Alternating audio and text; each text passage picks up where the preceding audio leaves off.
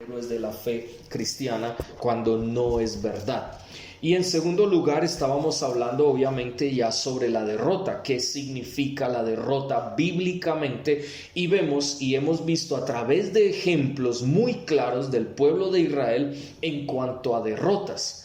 Y vemos que siempre sus derrotas se dieron por la desobediencia, porque no tuvieron la fe necesaria o la que Dios pedía de ellos, que no es la fe de una victoria, sino la fe en el Señor, en creer que aunque hubieran sido o que fueran derrotados, de todas maneras Dios estaba con ellos. Y obviamente venimos hablando claramente en cuanto a eso, y veíamos el otro ejemplo la semana pasada. Veíamos en primer libro de Samuel capítulo 4 otro ejemplo de los cuales vemos una derrota y qué pasó en medio de eso. Decíamos que los ancianos no buscaron la forma correcta, la ayuda de Dios.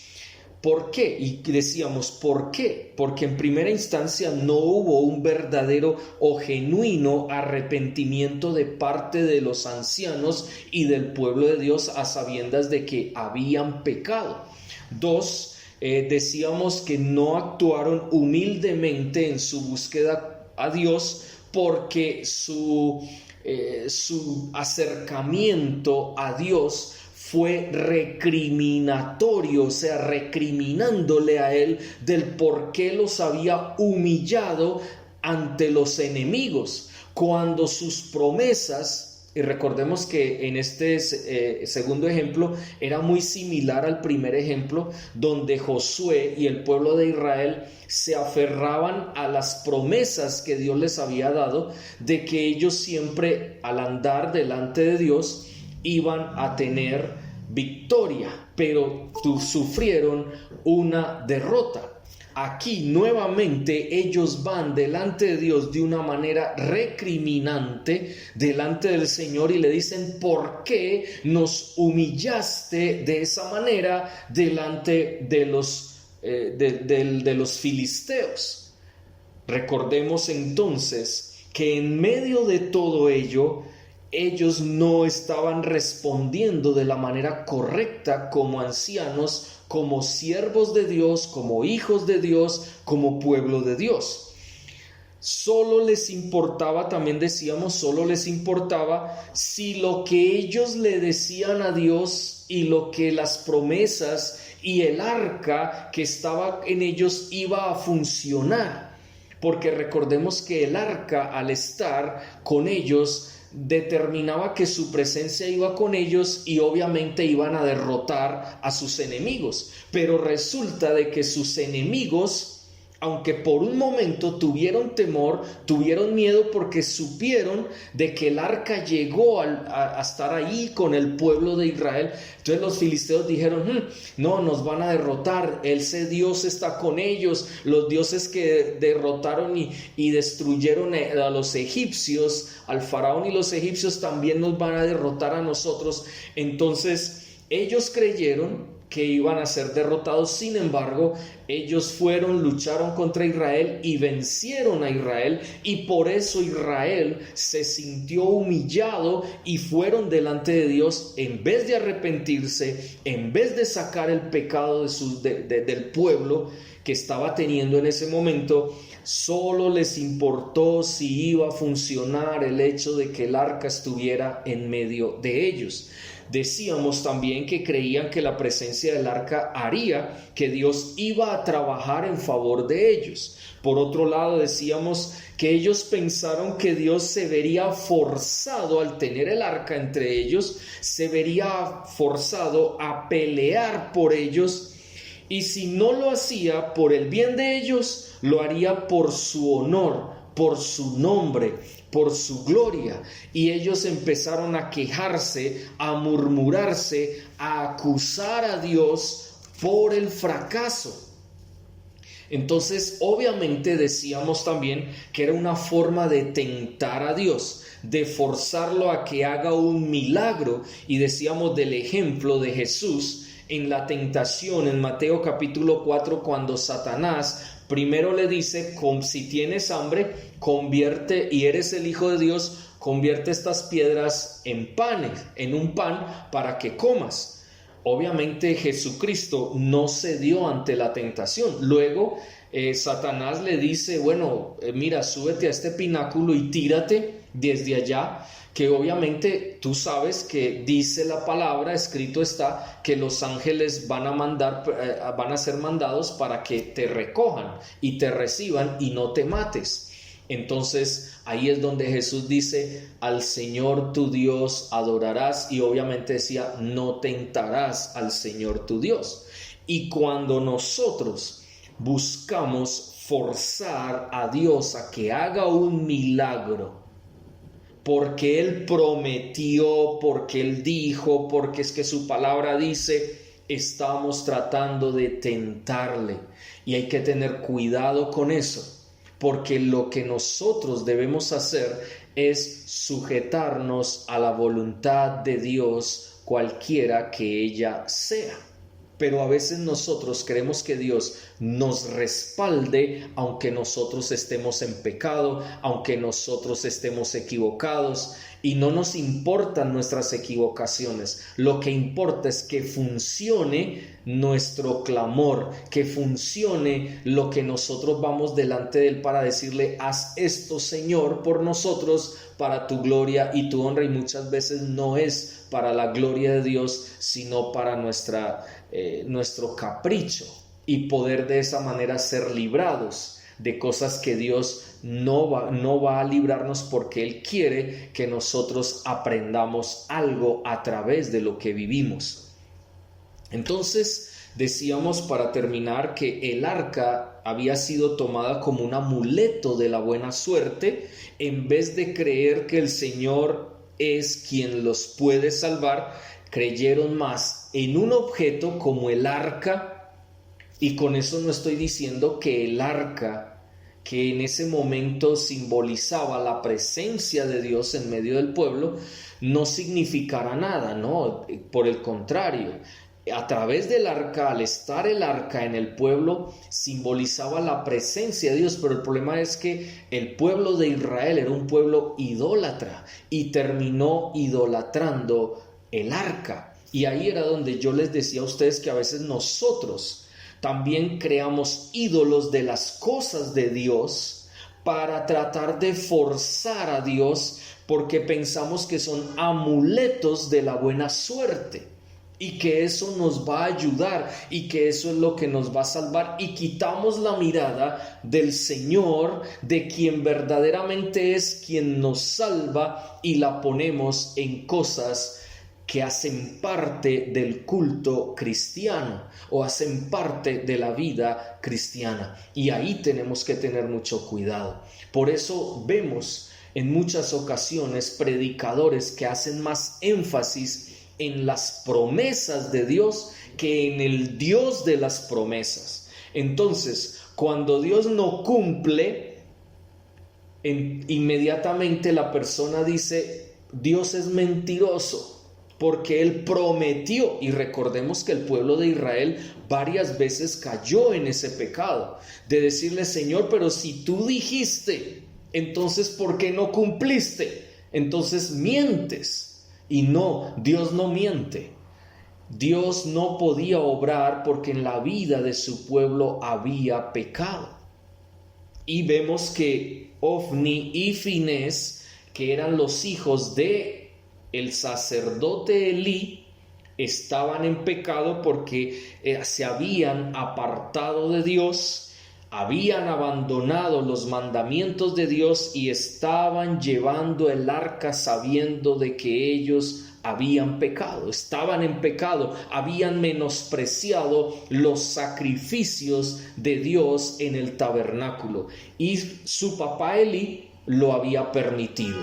Por eso nosotros debemos tener mucho cuidado cuando vamos a estar delante de Dios y vamos a decirle al Señor, Señor, por favor, mira mi necesidad.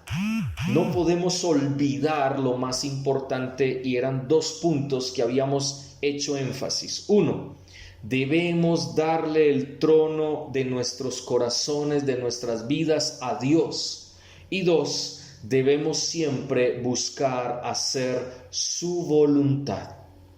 Si no estamos dispuestos para que el Señor gobierne nuestra vida, para que el Señor nos guíe en nuestra vida, para que el Señor sea el que decida en nuestras vidas y nosotros simplemente cumplamos su voluntad, obedezcamos a lo que Él ya nos ha establecido a través de su palabra, entonces estamos como Ofni y Finés, porque no estamos dándole al Señor la gloria, la honra y la alabanza, sino que lo abandonamos completamente para hacer nuestra propia voluntad. Entonces en esta noche vamos a terminar este punto de la victoria y la derrota hablando de qué es entonces el verdadero fracaso de acuerdo a la palabra de Dios. Lo primero que debemos decir en cuanto a qué es el verdadero fracaso es que en primer lugar, cuando no aprendemos las lecciones dadas por Dios, nuestra tendencia será a fracasar continuamente. Mire que esto es tremendo. Cuando nosotros no aprendemos las lecciones de vida que Dios quiere darnos a través de su palabra, a través de nuestra vivencia cotidiana, entonces, como no lo aprendemos, vamos a fracasar continuamente. Ejemplo de ello fue Saúl. Ustedes recordarán que Saúl, y vamos allí a primer libro de Samuel, un pasaje muy conocido, primero de Samuel,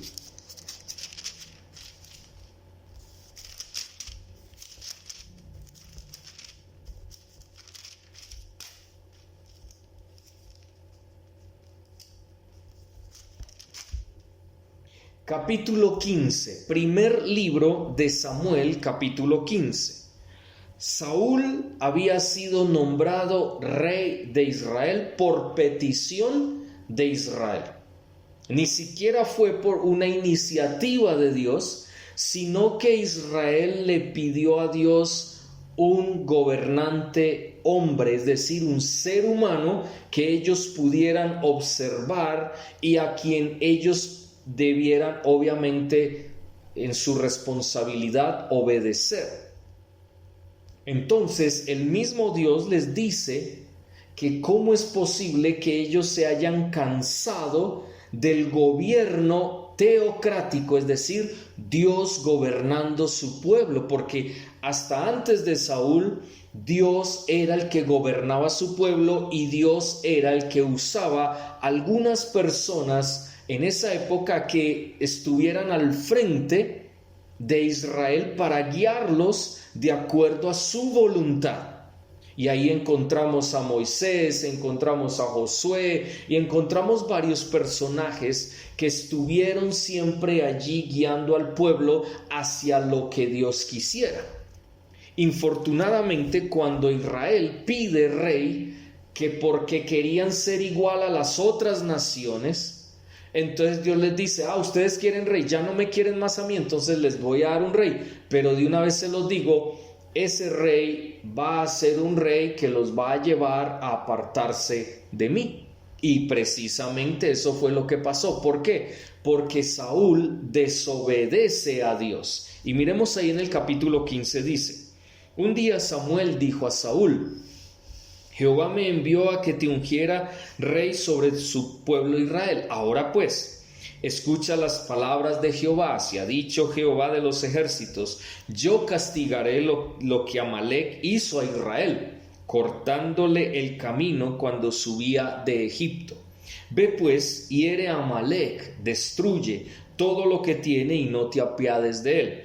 Mata a hombres, mujeres y niños, aun los de pecho, vacas, ovejas, camellos y asnos. Saúl convocó pues al pueblo y les pasó revista en Telaim, 200,000 de a pie y 10,000 hombres de Judá. Vino Saúl a la ciudad de Amalec y se emboscó en el valle. Entonces dijo Saúl a los ceneos, Idos, apartaos y salid de entre los de Amalec, para que no os destruya juntamente con ellos, porque vosotros mostrasteis misericordia a todos los hijos de Israel cuando subía de Egipto. Más adelante, para continuar con el relato, miremos el verso 10. Vino luego esta palabra de Jehová a Samuel: me pesa haber hecho rey a Saúl, porque se ha apartado de mí y no ha cumplido mis palabras. Se apesadumbró Samuel y clamó a Jehová toda aquella noche. Vemos claramente que Saúl entonces desobedece a Dios y Dios le dice a Samuel: me pesa haber hecho rey a Saúl, un hombre que continuamente desobedecía a Dios y su palabra. Si vemos otro ejemplo, el pueblo de Israel. El pueblo de Israel era un pueblo que desde que salió de Egipto, Dios les dijo: no haréis imágenes ni ninguna semejanza de lo que está arriba en el cielo, abajo en la tierra y debajo de la tierra. No te arrodillarás ante ellas, ante esas imágenes, ni las adorarás, es decir, no las venerarás, ni nada por el estilo, porque Dios es celoso de su nombre, de su honra, y Él no es un no Dios, porque recordemos que un ídolo significa no Dios. Es alguien que no es Dios, no es el único Dios verdadero. No es la imagen del Dios que salvó a Israel de Egipto. No es. Pero infortunadamente ellos pecaban continuamente una y otra vez. No habían aprendido las lecciones dadas por Dios y por eso fracasaron. De hecho, ustedes recordarán que más adelante Dios le dice a Samuel que él iba a quitar a Saúl del trono de su pueblo. O sea, ya no iba a ser más el rey. Y entonces le dijo: vaya, unja a David, que él será el nuevo rey de Israel. Y sabemos que pasó un periodo de tiempo de algunos añitos donde Saúl seguía siendo rey, pero persiguió al mismo David para tratar de matarlo, porque él se dio cuenta que David había sido ungido para ser rey. Pero a la final el que muere es Saúl, porque él mismo se clava una espada y muere. Entonces viene David y lo nombran ya en el pueblo como nuevo rey de Israel. Vemos entonces que cuando no aprendemos las lecciones dadas por Dios, en alguna circunstancia, en alguna situación que vivimos a diario, que vivimos en nuestra vida, viene el fracaso para nosotros. 2. Cuando no permitimos ser restaurados. Saúl, volviendo al texto, Saúl dice más adelante, vino pues, el verso 13 dice: vino pues Samuel a Saúl y le dijo: bendito seas tú de Jehová, yo he cumplido la palabra de Jehová. Pues qué balido de ovejas y bramido de vacas es este que yo oigo con mis oídos. Preguntó entonces Samuel: de Amalec las han traído, porque el pueblo perdonó lo mejor de las ovejas y de las vacas para sacrificarlas a Jehová tu Dios, pero lo demás lo destruimos, respondió Saúl. Entonces dijo Samuel a Saúl: déjame que te anuncie lo que Jehová ha dicho esta noche. Habla, le respondió él. Aunque a tus propios ojos eras pequeño, no has sido hecho jefe de las tribus de Israel, y Jehová te ungió rey sobre Israel. Jehová te envió en misión y te ha dicho: ve, destruye a los pecadores de Amalec y hazles guerra hasta que los acabes. ¿Por qué pues no has oído la voz de Jehová? ¿Por qué te has lanzado sobre el botín y has hecho lo malo ante los ojos de Jehová? Saúl respondió a Samuel: al contrario le dijo: he obedecido la voz de Jehová. Fui a la misión que Jehová me envió. Traje a Agag, rey de Amalec, y he destruido a las amalecitas. Pero el pueblo tomó del botín ovejas y vacas, lo mejor de los que habían sido hechos malditos o habían recibido la maldición de Dios, para ofrecer sacrificios a Jehová tu Dios en Gilgal. ¡Qué tremendo! Vemos claramente aquí esto. Saúl, no permitió ser restaurado. ¿Por qué? Porque lo que hizo fue obstinarse en su pecado. Lo que hizo fue decir que él estaba diciendo la verdad, pero que el otro y Dios estaban siendo mentirosos, porque él sí cumplió lo que Dios le dijo que hiciera.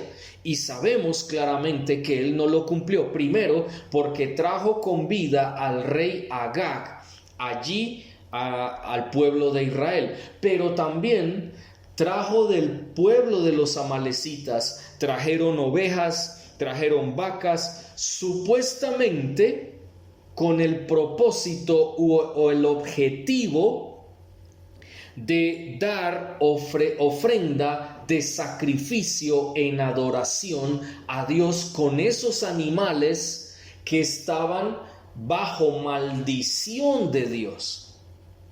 Entonces el mismo Saúl no permitió que Dios lo restaurara, porque si él hubiera reconocido, él hubiera dicho: uy, perdón, yo creí que podía hacer esto, yo pensé y perdóname, y inmediatamente caer de rodillas y pedirle perdón a Dios y que Dios lo restaurara, él en vez de eso se empecinó en su corazón para decir que él sí había cumplido cabalmente con lo que Dios le había dicho en su palabra. Sin embargo, el mismo Samuel, mire lo que sigue diciendo verso 22. Samuel dijo: ¿acaso se complace Jehová tanto en holocaustos y sacrificios como en la obediencia a sus palabras? Mejor es obedecer que sacrificar. Prestar atención mejor es que la grasa de los carneros. Como pecado de adivinación es la rebelión, como ídolos e idolatría la obstinación. Por cuanto rechazaste la palabra de Dios, también Él te ha rechazado para que no seas rey. Es decir, para que ya no continuara más con su reinado sobre el pueblo de Dios. Vemos claramente a través de este texto muy claro que Dios, podemos pensar que lo que sacrificamos por Él es correcto, y no. Dios lo que pide es obediencia a su palabra, porque aquí lo que Saúl había hecho junto con el pueblo era desde ellos, desde su propia opinión, desde su propio pensamiento, querían ofrecerle a Dios un sacrificio.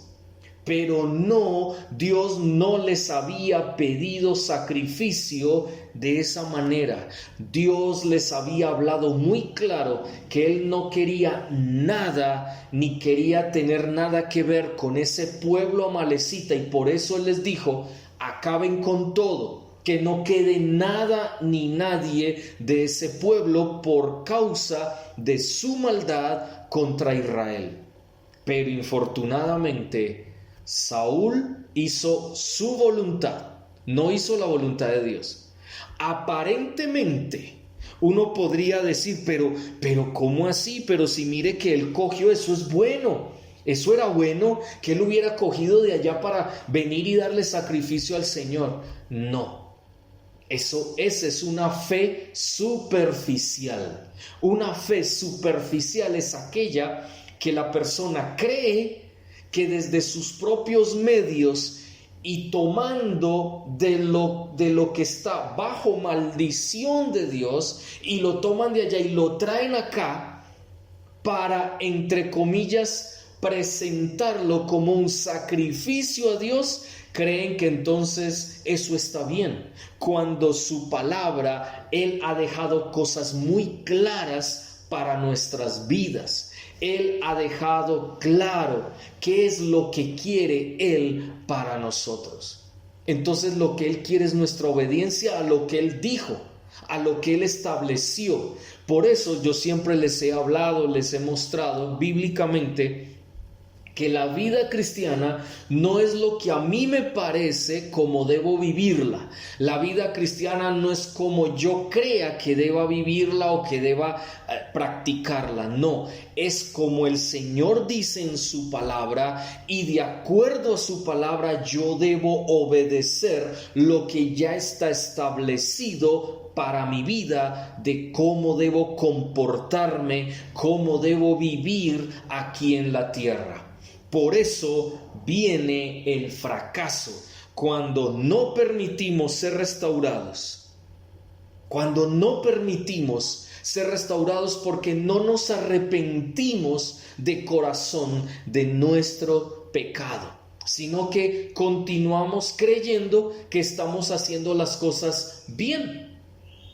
Y entonces cuando alguien nos dice, estás haciendo las cosas mal, entonces empezamos a decirle, no me juzgue, usted no tiene por qué juzgarme, usted no tiene por qué, y tratamos de justificar nuestro pecado, de lo malo que estamos actuando, del mal que estamos haciendo, nos justificamos a nosotros mismos para que las otras personas más bien se queden calladas y no nos digan nada, porque nos sentimos mal cuando nos dicen que estamos equivocados o que estamos en pecado. Por eso es tan importante, como dice aquí Samuel, el Señor no se complace con sacrificios que tú y yo podemos dar. El Señor se complace más en que obedezcamos su palabra. En eso sí se complace el Señor. Y si tu fe es profunda, y si tu fe es correcta, y si la fe que tienes viene de Dios mismo, tú como resultado a esa fe vas a obedecer, pero la obediencia te lleva a crecer en la fe. La obediencia te lleva a la fe y la fe te lleva a la obediencia. La obediencia y la fe son dos cosas que están unidas entre sí y no podemos separarlas nunca.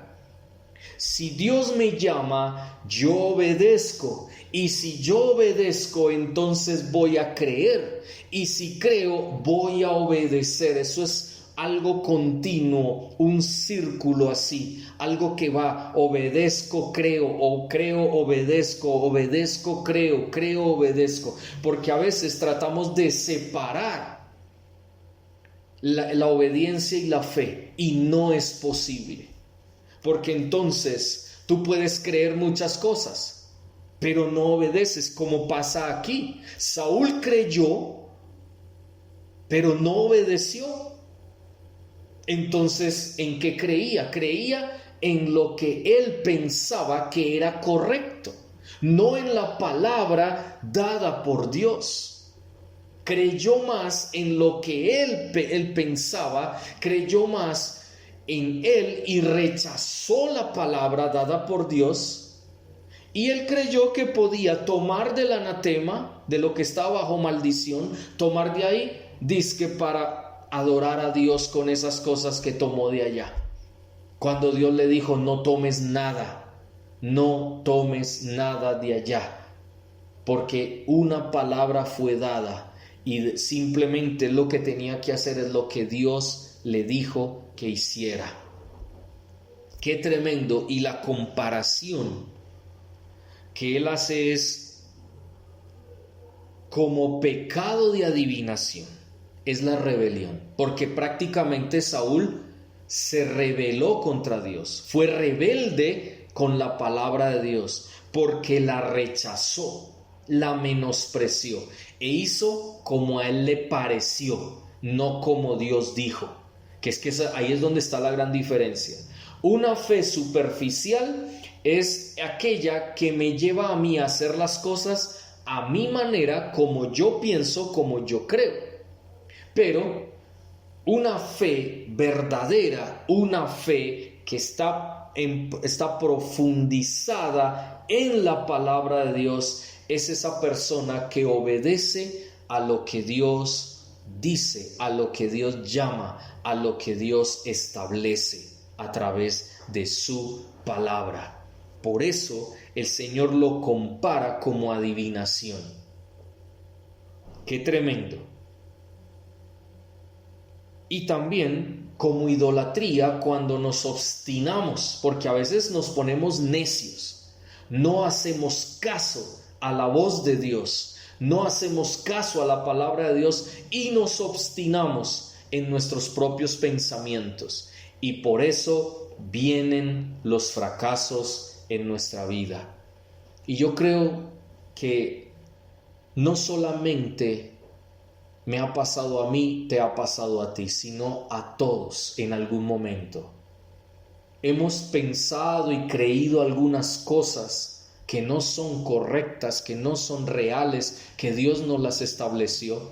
No hacemos caso a su palabra, la menospreciamos y entonces viene el fracaso a nuestras vidas, viene la humillación a nuestros corazones y a nuestras vidas delante de los demás. Pero es por eso, porque infortunadamente no obedecemos su palabra. En tercer lugar, el verdadero fracaso es cuando no intentamos de nuevo.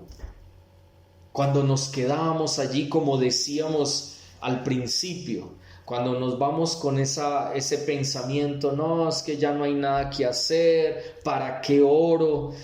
¿Yo para qué me voy a poner a tratar de ir en contra de la corriente? No, entonces nos dejamos ahí, fracasamos, entonces nos quedamos ahí, pero no intentamos de nuevo ponernos en pie, comenzar a orar, a clamar al Señor por misericordia para que Dios obre algo especial, pero obviamente teniendo presente que reconocemos nuestra falta, nuestro pecado delante de Dios. Y si Él tiene sus propósitos y quiere bendecirnos, Él lo hará.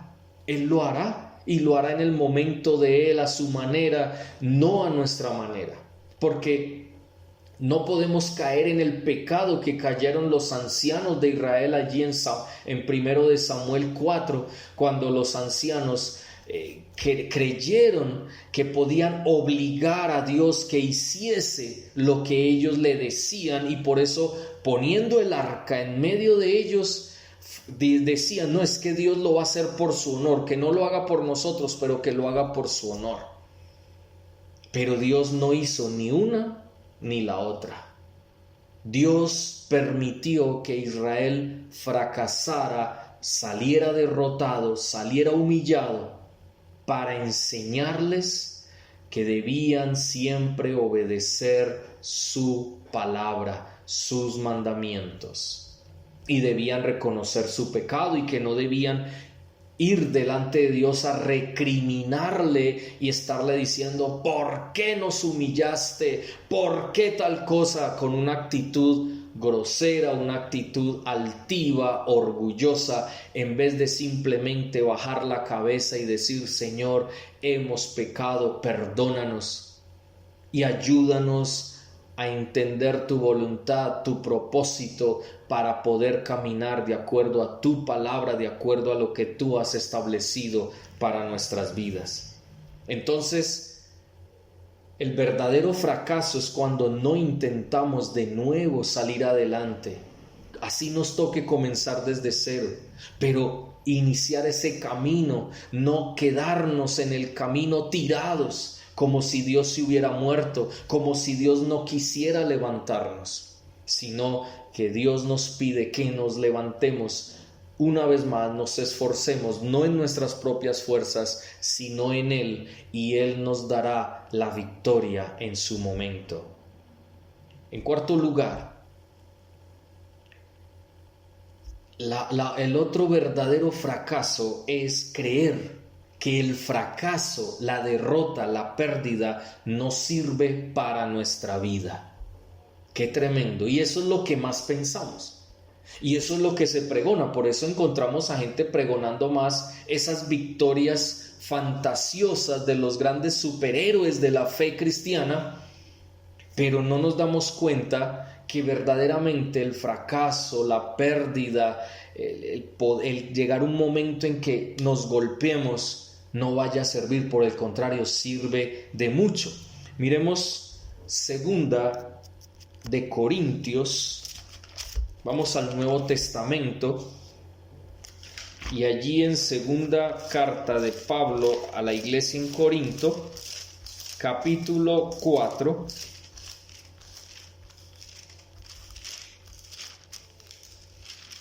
versículos 8 y 9, dice, vamos a mirar desde el 7, pero tenemos este tesoro en vasos de barro, para que la excelencia del poder sea de Dios y no de nosotros. Otra vez, la victoria es del Señor, no de nosotros. Que estamos atribulados en todo, pero no angustiados, en apuros, pero no desesperados, perseguidos, pero no desamparados, derribados, pero no destruidos. Derribados significa derrotados, fracasados, pero dice, pero no destruidos. Ahí está. Derrotados, pero no destruidos. Dios permite en nuestra vida las derrotas, los fracasos, pero no para destrucción. Él los permite para nuestro crecimiento. Por eso claramente lo dice, para que la excelencia del poder sea de Dios y no de nosotros, sea la victoria, sea el fracaso. Dice, la excelencia del poder sea de Dios y no de nosotros. Cuando una persona está en victoria, está en Cristo Jesús. Y obviamente la excelencia del poder de esa victoria es de Dios, no nuestra, porque nosotros no podemos vencer por nosotros mismos. Y ya eso lo dejamos muy claro. En cuanto al fracaso, tenemos que decir exactamente lo mismo. La excelencia del poder es de Dios, el poder para que nosotros podamos levantarnos del fracaso, para aún permitir el mismo fracaso en nuestras vidas y de esa manera enseñarnos las lecciones de vida que nosotros necesitamos aprender para ser restaurados y seguir intentándolo de nuevo. No significa con eso entonces que nosotros vamos a estar toda la vida fracasando y fracasando y fracasando porque tenemos permiso o simplemente pensamos que es mejor el fracaso. No. Lo que significa es que hay momentos donde sea porque estamos enorgullecidos en nuestra vida, porque de pronto estamos muy altivos, porque de pronto estamos haciendo cosas que a Dios no le agradan, porque estamos pecando. Dios permite el fracaso en su poder infinito para mostrarnos que lo necesitamos a Él y que debemos acercarnos a Él, aprender lecciones de vida, ser verdaderamente rescatados y restaurados de esa vida pecaminosa, desagradable a Dios, y por eso Dios lo intenta con nosotros nuevamente y nosotros debemos intentarlo con Él nuevamente. Y obviamente por eso realmente el fracaso sirve en nuestra vida. Suena paradójico, pero es cierto. Si no hay fracaso, no estaríamos metidos con el Señor. Cuando fracasamos nosotros inmediatamente como que nos movieran el piso inmediatamente, no, yo tengo que meterme con el Señor, yo tengo que estar con el Señor, yo no me puedo apartar del Señor, porque en ocasiones cuando estamos ahí muy tranquilos, que no pasa nada en nuestra vida, nos relajamos y no permitimos la obra del Señor en nuestro corazón y en nuestra vida. Y vemos claramente lo que esto enseña. Ahora, cuando creemos que el fracaso no sirve para nuestras vidas, nos estamos perdiendo de varios aspectos o varias cosas que están dentro de ese momento en cual nosotros fracasamos en nuestra vida. Y yo creo que eso es bien importante y bien claro para nosotros. Entonces, el verdadero fracaso es cuando no aprendemos las lecciones que Dios nos da a través de ello, del fracaso. 2, cuando no permitimos ser restaurados en medio del fracaso. Entonces, obviamente, vamos a estar de fracaso en fracaso porque no hay restauración en nuestra vida, sino que vamos a seguir actuando de manera equivocada. 3, cuando no intentamos de nuevo caminar o seguir caminando a pesar del fracaso, seguir caminando precisamente en este proceso de santificación que Dios nos da para que podamos vivir de acuerdo a su voluntad. 4, y en el que vamos, creer que el fracaso no sirve para nuestra vida. Y en medio de esto, como yo les decía, ¿qué podemos entonces perder? Realmente, ¿qué perderíamos si tenemos el concepto de que el fracaso no sirve en nuestra vida? Y vamos a responder esa pregunta el próximo miércoles a las 7:30 de la noche una vez más. Y les animamos a que no nos perdamos porque vamos alimentándonos cada día más. Cada día vamos fortaleciéndonos en el Señor y deberíamos hacerlo para gloria y honra de su nombre. Entonces recordemos la pregunta: ¿qué perderíamos si nosotros no consideramos que el fracaso sirve para nuestras vidas? Otra vez, vuelvo y lo digo, no significa que Dios quiera que a toda hora estemos entonces en fracaso para poder aprender la lección. No, porque yo creo que si tenemos una fe genuina, una fe que viene de Dios, nosotros sí vamos a tener fracaso, pero no algo que lo tengamos aquí preparado y vamos a pensarlo y yo voy a fracasar tal día y yo voy a hacer esto para fracasar, para poder aprender más. No estoy diciendo eso. Lo que estoy diciendo es que el fracaso, como lo dijimos al principio, es algo ineludible en nuestra vida. ¿Por qué ineludible? Porque aunque tú no quieras, hay momentos en que vamos a fracasar, sea porque dijimos cosas que no debíamos decir, pensamos cosas que no debíamos pensar, vimos cosas que no debíamos ver, oímos cosas que no debíamos oír, sentimos cosas que no debíamos sentir. Es decir, cualquiera que sea la circunstancia en nuestra vida que nos lleva a fracasar, entonces debe servir para nosotros, para ayudarnos a crecer en nuestra fe, para ayudarnos a crecer como personas en Cristo y permitir su obra en nuestro corazón. Vamos entonces a orar y terminamos en esta noche.